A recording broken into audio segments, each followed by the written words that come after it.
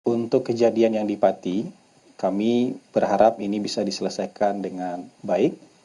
Semua pihak bisa berdialog, bertemu dengan kepala dingin, dengan pikiran hati yang tenang untuk bisa menyelesaikan persoalan ini dengan baik.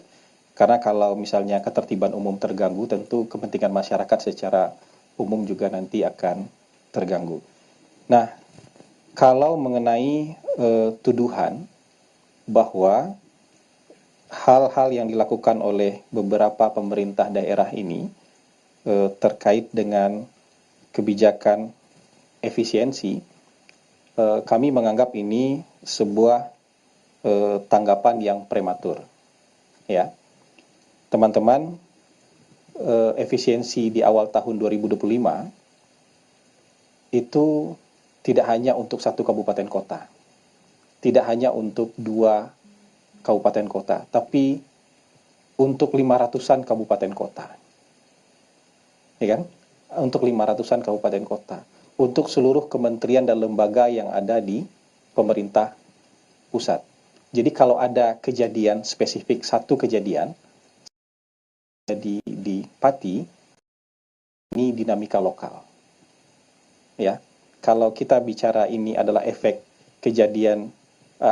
dari kebijakan pemerintah pusat, maka kita harus bicara dalam konteks 500-an kabupaten kota. Ya, dan ini perlu untuk ditekankan.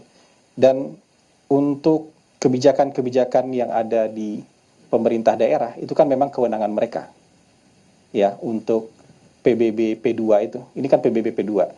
Pajak bumi bangunan, sektor pedesaan dan sektor perkotaan, rumah, gedung, tanah di luar tambang, perkebunan dan lain-lain.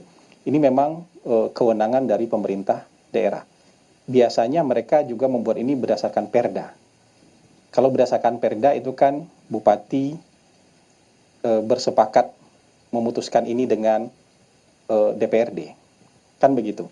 Jadi elected office di sana yang sudah berunding. Bahkan kebijakan-kebijakan soal tarif PBB ini ada yang sudah dari tahun 2023, tahun 2024. Yang tahun 2025 mereka ada juga yang baru menjalankan. Jadi ini tidak bisa kemudian langsung dengan tuduhan prematur seperti itu. Ya, makanya itu yang saya bilang bahwa kebijakan ini kebijakan daerah, dan kalau ada kejadian seperti di Pati itu murni dinamika lokal, dan kalau itu dituduhkan sebagai efek dari kebijakan pemerintah pusat, maka kita harus bicara dalam konteks 500-an kabupaten kota.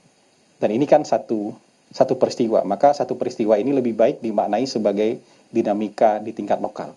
Ya, tidak dihubung-hubungkan dengan kebijakan pemerintah pusat soal efisiensi, karena sebenarnya efisiensi ini hanya mungkin 4 atau 5% saja ya dari anggaran yang biasa dikelola oleh pemerintah daerah. Kira-kira seperti itu. Terima kasih Pak Terima Kepala. kasih teman-teman. Ya.